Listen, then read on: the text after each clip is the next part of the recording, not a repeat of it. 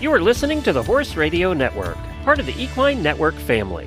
What a beautiful day for horses in the morning. You are listening to the #1 horse podcast in the world. Here's your entertaining look at the horse world and the people in it.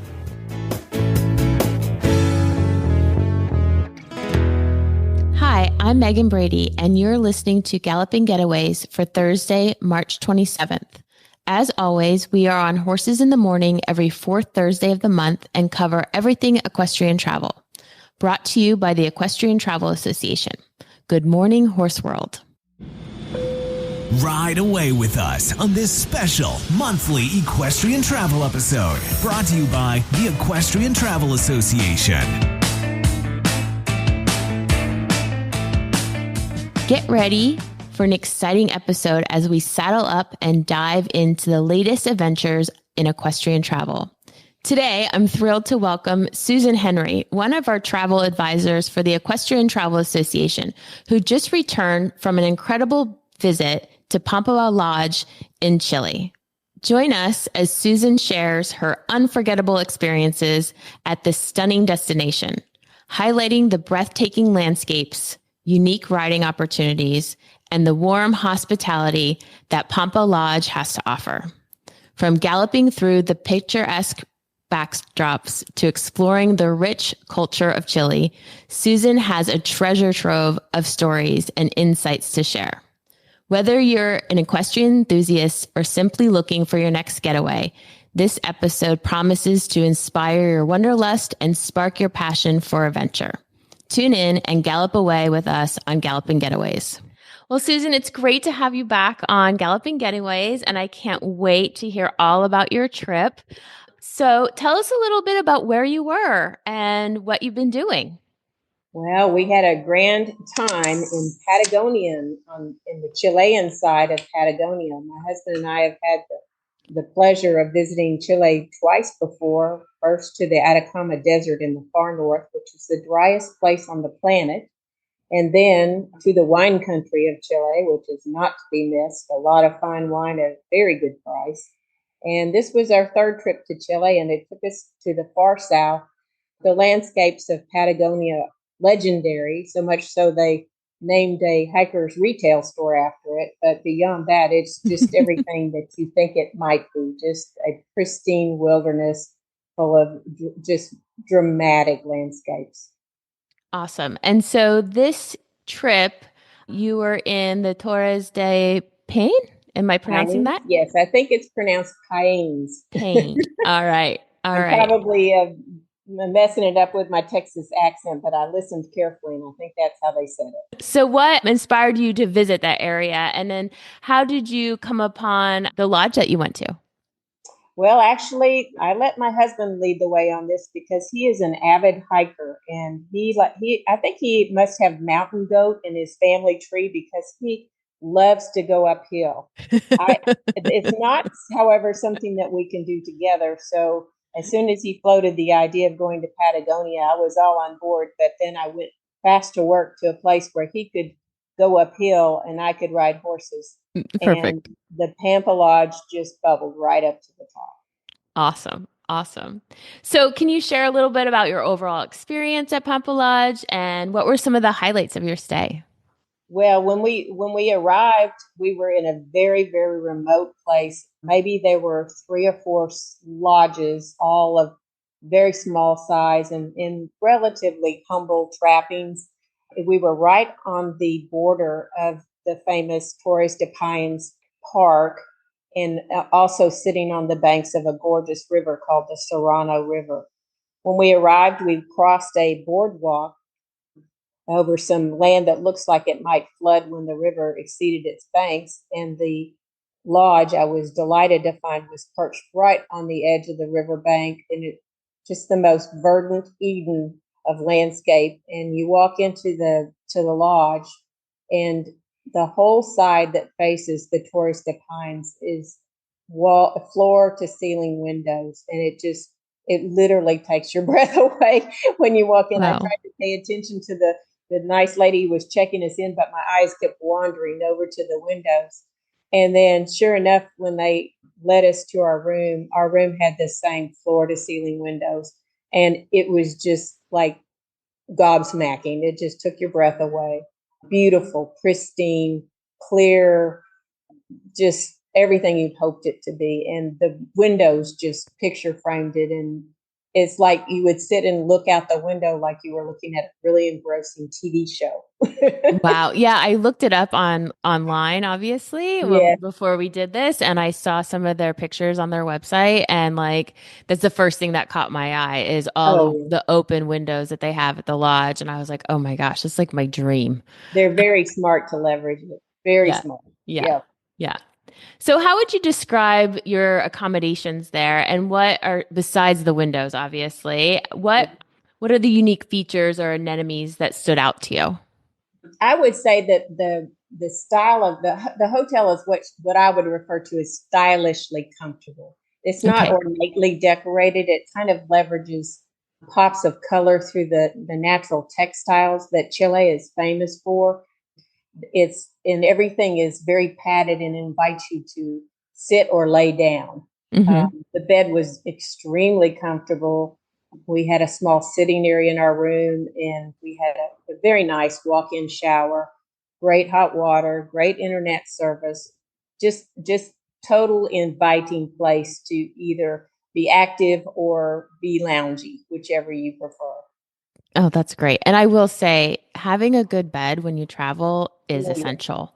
oh So yeah, I'm glad you mentioned that and because there's pillows, yes, nothing worse that when you're absolutely. traveling and you go on this bed that is so uncomfortable. I've been there. Yes. And speaking of travel and coming from the States, it's an overnight flight to Santiago, and then it's at least 4 hours beyond that and a drive. So you're more or less in the same time zone the whole time. So it's not as brutal as flying to say Europe or Asia, crossing all Hmm. the time zones, but it's still a long time in a Yeah. small seat. So that bed and that comforting room was very welcome. Awesome. Awesome. That's good to know. So, did you have any memorable interactions with the staff or even the local community during your stay? Because the town we were in was virtually non-existent. It was mostly just the servers in the hotel and the guides. And the guides that I really got to know both of my guides, Jorge and Morgana. And I felt like I met them as a stranger and left as a friend, complete with Oh, hugs. Just we had a great deal of interaction. I felt like I learned a lot about them as people and the culture and why they in Morgana's case she's from France, and I learned what drew her to Chile, and she's worked at some other lodges, and this is her favorite, and I can certainly understand why. oh, Jorge he spoke very little English, but he was just the epitome of the Chilean vaquero. Very, he looked like he stepped right out of a movie screen, if you can hmm, imagine, with a little beret on and kind of a hmm. cape-like coat, and a man of few words. But oh my gosh, was he a good rider? He actually conditions endurance Arabs for the owner of the lodge, and that man can sit a horse forever. Oh, wow. That's awesome. Yeah, Oh, I love when you get to travel and really get to know people. Isn't that like what it's all about, really? Is yeah, getting to know the community of people and really learning about who they are and where they come from. That's like yep. obviously one of my favorite parts of traveling beyond seeing, all the unique places that the world has to offer. Awesome. So let's get down to the equestrian experiences that you have. So I know you did some riding. So describe on the types of rides you went on when you were there. Well, the lodge offers excursions, equitation excursions of ranging from a half day to a full day. And I could tell just from the pre-research I did before arrival, if I didn't want a nose to tail, I didn't have to have one. So I signed up for the 2 full day rides. The first day we covered over 16 miles, Oh, and the wow. second day we went over 18. And that wasn't hard because we did a lot of it at a gallop or a trot, and we covered a lot of ground very quickly. I was just delighted that we could move at all paces, and it was all with the backdrop of beautiful scenery. The first day we crossed, I'm going to say 3 river crossings. And I made the mistake, the first one, of putting my feet back behind me on the saddle. That wasn't right, because this crossing was deep enough that the water came up all the way to the horse's neck. So Morgana, my guide, said, Susan, next time put your feet forward.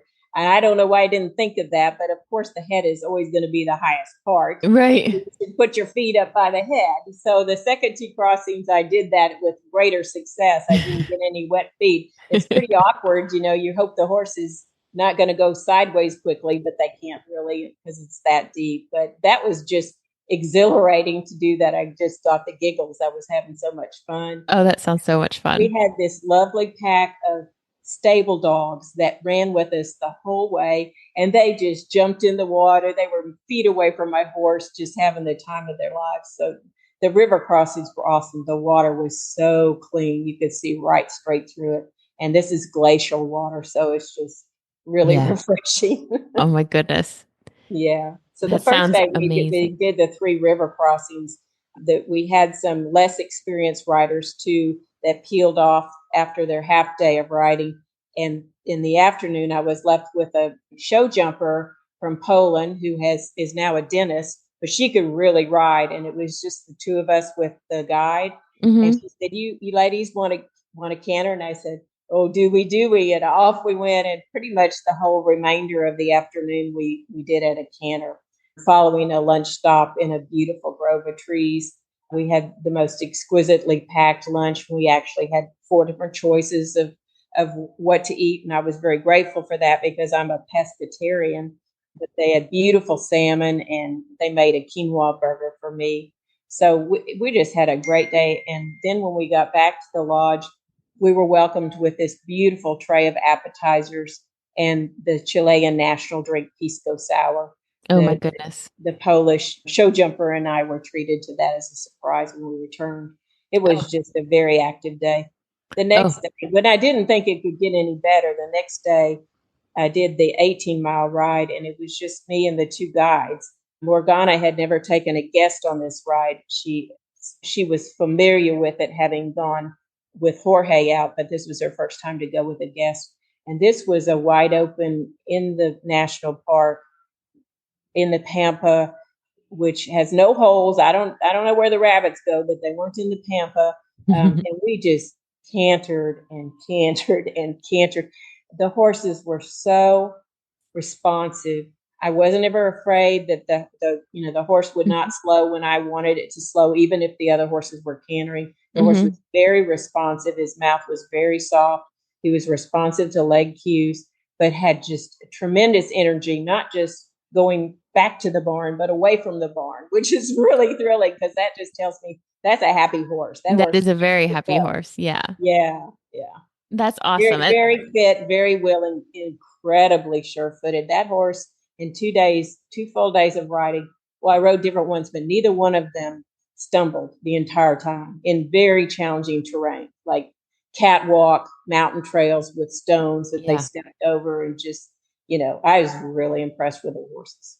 Yeah. Well, that was my next question. So about the horses, like, how were they selected for you, and what were they like? What kind of horses did you ride while you were there?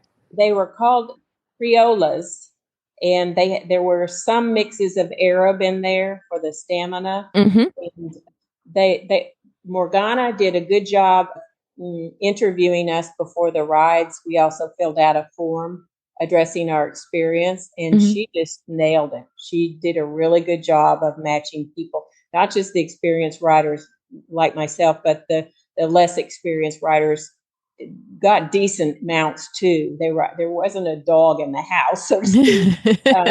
She did a great job of matching them, though, and matching the larger horses to the larger riders, although there is, of course, a weight limitation. But these are happy horses. They're not kept in stables. They graze freely on the surrounding river banks around the lodge when they're not working, and they actually have a breeding operation in-house. These are just horses that pretty much live the high life, and you can tell when you ride them, they're happy to be there. Oh, that makes my heart happy to hear that. I know. Yeah, me too. Yeah. Me too. So you talked a little bit about about the guides, and obviously they were very knowledgeable, and you got to know them really well. What did you find them to be very knowledgeable about the terrain and the trails and the horses? Did they work with the horses, beyond just the adventures that you took? I know you said the one gentleman trains Endurance. Yeah. endurance. Did they Yes, he all do trains in that? condition. Morgana has experience guiding from other lodges. She doesn't have horses at home in France. I would say she and Jorge gave a good balance because he knew the horses inside and out. Hmm. I've never seen such a rider. The Arab he was riding, which he's conditioning for the endurance races, seemed to shy at everything. I can't imagine riding that horse for 8 hours as we did, and he rode that same horse 2 days in a row. And that horse, I've never seen a horse shy at everything, including a rock. It was all scary to that horse, and he just handled it. Never lost his seat, and it would wear me out, frankly. But he was definitely the supreme horseman. I was quite impressed with his talents. Morgana was more of the interactive. She would advise me, like I said, about keeping my feet in the right place when we crossed, and also the saddles they use. They're quite unusual, and I was being kind of forward in my seat because I'm used to riding English, and I was apparently my leg placement was wrong for their saddles. They want you to keep your legs forward in your seat, not lean back, but flex at the hip and keep your weight back in the saddle. Okay. And it took me a while to do it. I actually had to put my arm behind my back to remind me to keep back. But she was very helpful in giving me tips like that. Wasn't shy at all, and I really appreciated it. They always asked me, before we started just taking off to run, they said, was I comfortable? Did I want to run some more? Of course, I never said no. Yeah. but I definitely felt it at the end of the second day. Yeah, that's a lot of riding. That's a Yes. lot of riding. Yes, it So what is. kind of saddles did they use? Or can you They're describe them? basically, it sounds like a penalty, but they were basically carved out of wood with some padding with sheepskin or maybe llama padding. Mm-hmm. I'd say they were pretty rudimentary, but not anything I had ever seen. I can't compare it to anything. Okay. But they were pretty rudimentary. Okay. Not fluffy or is not. They were made for riding, not for reclining. Gotcha. Would they give the shape of like an English saddle or a Western There was saddle? no horn. It's basically a strap on a wooden frame. Okay. With some minor padding. Yeah. Interesting. I might have to look this up. Yeah. The guys had a lot of padding on theirs, and one day I said, hey, why didn't I get some of that padding? Yeah, really? They said, well, we're in the saddle all day, every day. And I said, what am I doing today? Yeah, so are you. But at that point, we'd become such good friends. It was just, a good banter. Yeah, that's fun. That's so fun. So I know that you've been all over the world, traveling to all different places and riding. So how would you say that this differs from any other equestrian experience that you've had? I have never seen such beautiful scenery. And I've never ridden such willing horses. I've ridden a few that were willing to go, but I couldn't stop them, frankly. Yeah. One in Ireland and one in Portugal definitely come to mind, but I've never ridden horses that I could just let go. And for instance, in one case, I lost a stirrup. And so I eased back and the horse eased back, even though the guides and the other riders were cantering on. That's, to me, says that horse was listening to me. And I've never ridden freely out, not nose to tail like that, with horses that are so responsive. Awesome. That's really. And that combined with this just extraordinary scenery, it's hard to explain, but you can't stop looking at it. It just entrances you. It's almost spiritual. Did you have any favorite spots that you came upon while you were riding, or even while you were there? I've never seen a glacier before. And on this trip, I saw my first glacier, and the ice is the most beautiful aqua blue. It's just so pristine, so clean. So the colors just so bright, and I can't really say more in it, and I don't mean to be exaggerating or anything, but it just makes you feel spiritual, makes you think about how things are created and how wonderful it is. Yeah. Yeah. I got chills when you said that. So yeah, you're one with nature at that point. You're just Yeah. part of it. And Yeah. to have a really good horse and to have that beautiful scenery is just a pretty good place to be. Yeah. I'm Yeah. very grateful, very lucky. Yeah. That sounds very special. Did you come across any unique encounters with wildlife while you were there? Well, we did. We we were riding along in the park, and there was a gathering of tour buses, Hmm. and we rode past them. And I said, "What are they all stopping for?" And Morgana said, "Oh, they see the condors." And I looked up, and indeed, there were 3 condors up there. By that time, on the horses, we'd already seen probably 5 or 6 groups of condors. And I just laughed because, here's all these buses for the condor sighting. And because we were riding the horses, they're much easier to see Yeah. because we get further out away from the roads and the people and the crowds. So I saw lots of condors, and they're relatively endangered. Hmm.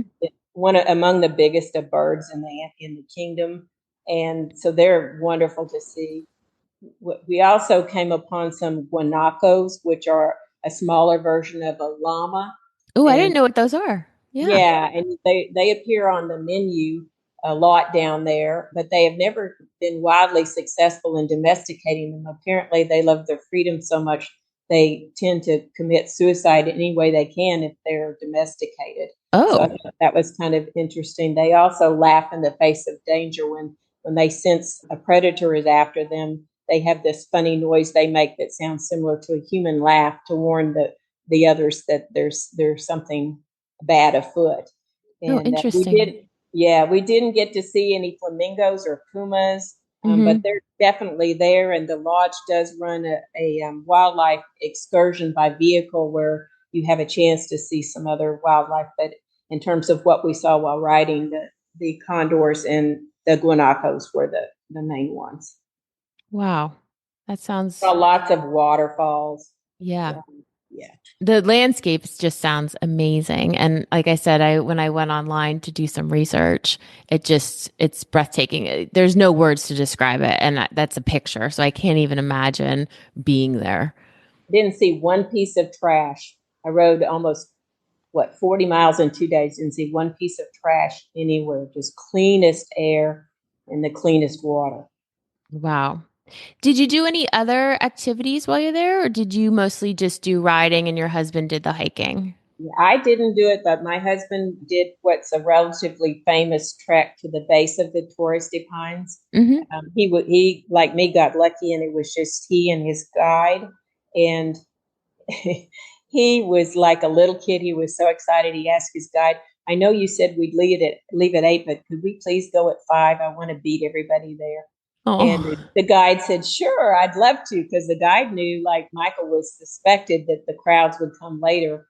And so the two of them went at the break of sunbreak and did the hike together. And my husband was like a little kid when he came home. He goes, "That was just awesome. That was just awesome." And I was so glad that because we both felt the same way. We kind of had a little pretend argument about who had more fun that day. And I was so happy that his experience was on a par as mine. that's wonderful. Yeah, That's so wonderful. And that's not a bad argument to have. Yes. right. And there's Yeah. also the lodge has a hot tub that's out in a very prominent point where you can sit in the hot tub and almost have a 360-degree view of this raw nature. And that's not a bad place to be after a long hike or A ride either. ride. Yeah. Yeah. Not a bad place to be at all. Yeah. So, what advice would you give to a fellow equestrian traveler considering a trip to Pampa Lodge? Well, I would encourage everybody to get as rider fit as you can so you can take Hmm. advantage of the full day rides. If you're an experienced rider, you're more likely to be in a smaller group if you do the full day rides. Not a lot of people are up for it physically or, skill wise. So if you're a fit rider, I'd encourage just to be riding fit so you can take on the full day rides. You see a lot more. You'll get into the park. You'll get close to the famous Torres de Pines. You'll be able to cross rivers. You can do a much more fun ride if you're rider fit and you're willing to go for a full day.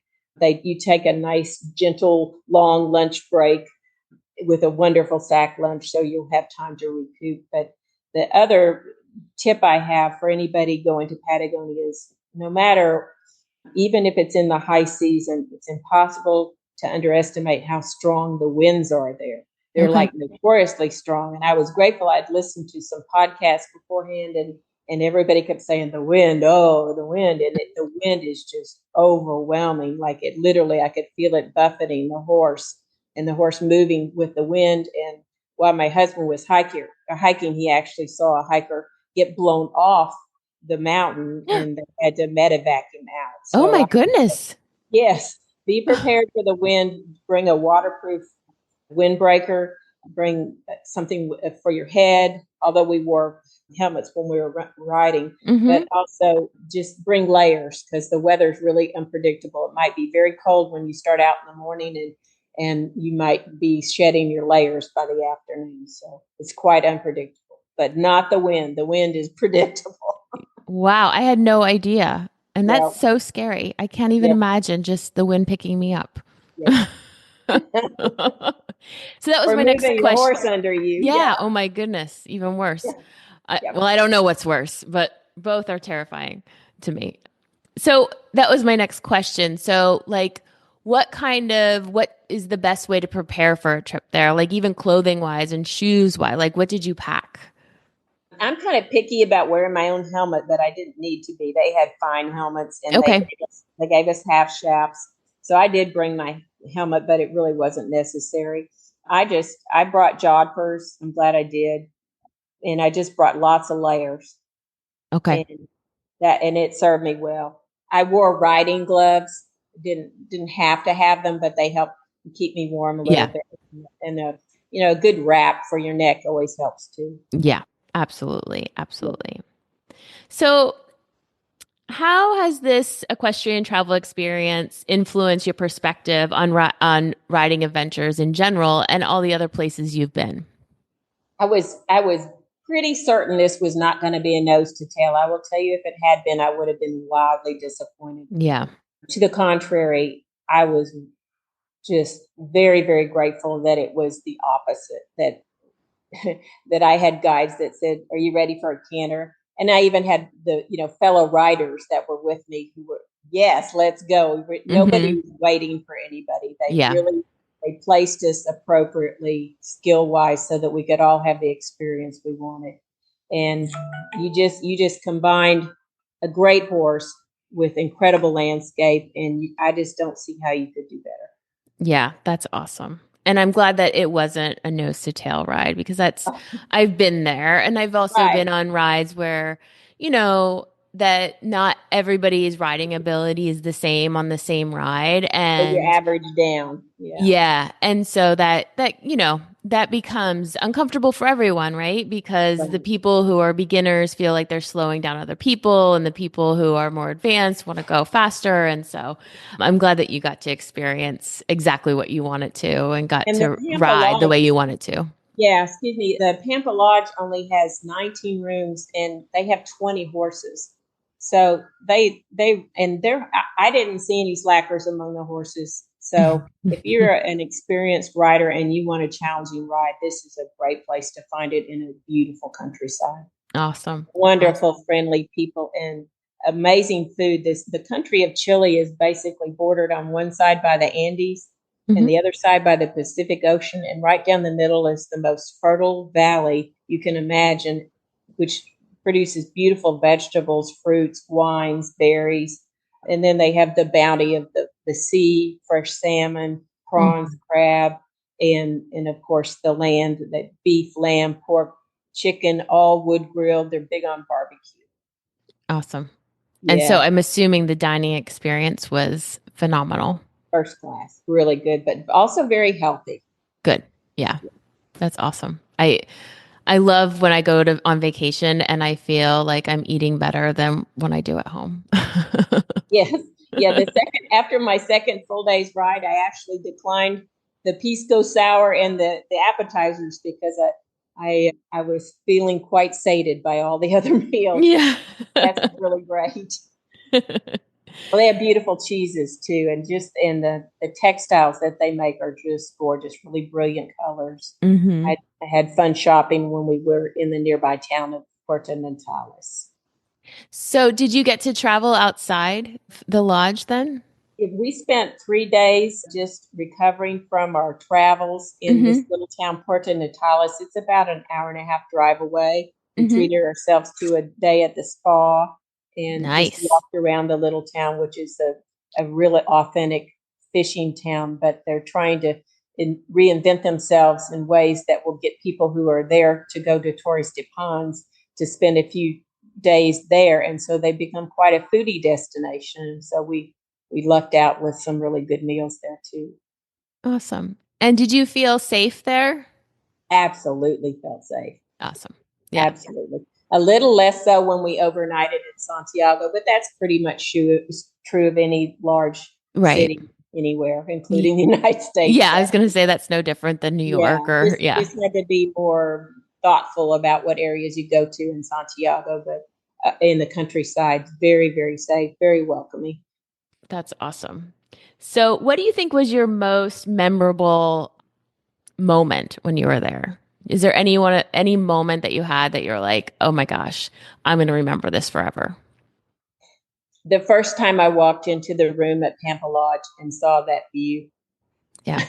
Yeah. It was just stunning. You couldn't take your eyes anywhere else. And then to sit there in the we both had easy chairs in the room, and we just faced them towards the window and had a nice little bottle of Chilean wine and just said, this is the top of the world. It doesn't get much better. Oh, that's awesome. I'm being grateful that my husband was in his happy place too. It wasn't just him pandering to my horse fix. Right. That's so wonderful that you both got to have the vacation of your dreams, both of you, and got to do both what you love and come together and in the evenings and share your experiences with one another. That's so special. That's so special. Yeah. Yep. So as you know, we ask all of our guests to share your favorite recipe or drink or whatever you experienced on the trip that you'd like to share with the audience that comes from that region. So what was your favorite thing? Well, the national drink of Chile is the Pisco sour, and you will run into them everywhere, including at Pampa Lodge. It's made from a type of brandy that's distilled grapes. They add lemon or lime juice, freshly squeezed. They add a little simple syrup, and then they put frothy egg white on top. And it is just the perfect combination between sweet and sour. And I have to admit, I enjoyed quite a few. Yes, I've had them before, and they are delicious. Yes. They are delicious. Awesome. Yep. Well, thank you so much, Susan. It was always a pleasure to have you on and talk to you about all your adventures. And I love hearing about all your trips. You're such a joy to talk to and have you on the show. Well, I'm grateful to share it with you, Megan. Thank you so much. And I'm sure we'll be talking again soon. Do you have any other upcoming trips that I should know about, actually? Well, we are going to spend a week on an island in Greece, and I've already checked. They don't have any horses. They have a couple of donkeys, but I'm going way out there. I'm going to an island that nobody's heard of in Greece. It's called Astypaia. Wow. That sounds, when are you doing that? Santorini as you can get. Yeah. That's on my bucket list. Yeah, sadly, no horses, but a few donkeys. That's okay. That's all right. Not every vacation needs to be a horse vacation. Do that. Yes. Well, thank you again. It was so lovely to have you on, and I look forward to the next time. Happy trails. As we wrap up this episode of Galloping Getaways, I want to take a moment to thank our sponsor, the Equestrian Travel Association. As the founder, I'm proud to represent businesses that uphold to the highest standard of horse care and customer service in our industry. Whether you're planning your next adventure or looking for the perfect equestrian experience, our association is here to help you connect with trusted providers. Visit our website at www.rideeta.com to discover amazing opportunities and start planning your unforgettable journey today. We hope you've enjoyed trotting along with us and discovering new destinations on horseback. Until next time, saddle up, explore the world, and may your travels be filled with hooves and happiness.